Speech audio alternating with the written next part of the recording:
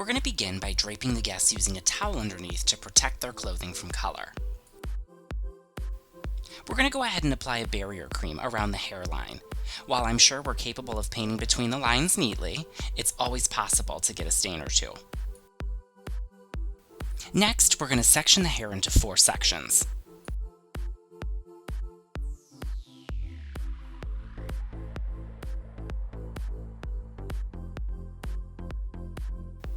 Go ahead and measure and mix formula number 1 for the base.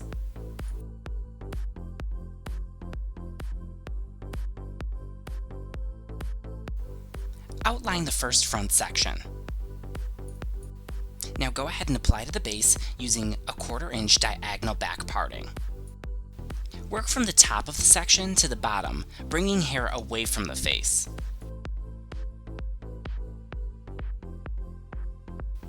Repeat the color application on the other front side. Notice how we are painting both the top and bottom of the section. This is a huge time saver. Move to the back and repeat the same procedure using horizontal partings. Work from top to bottom. Let's go ahead and mix formula number 2 for the mid-shaft and ends. We always want to use a lighter and slightly warmer formula, as porosity is high in these areas. Begin in the bottom back section where we left off. Take the same 1/4 inch partings and apply color from the mid-shaft to the ends. Use a squeezing technique with your middle and pointer finger to evenly saturate the hair with color. Time to repeat the color application on the other back section.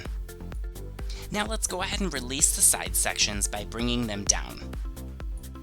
Again, take 1/4 inch sections, this time from the top, applying the color away from the face. Time to repeat the application on the other front side. Hot tip, cross-check to ensure saturated application. We're going to set a timer according to manufacturer's directions. Let's go ahead and condition, rinse, and then we'll style it as desired.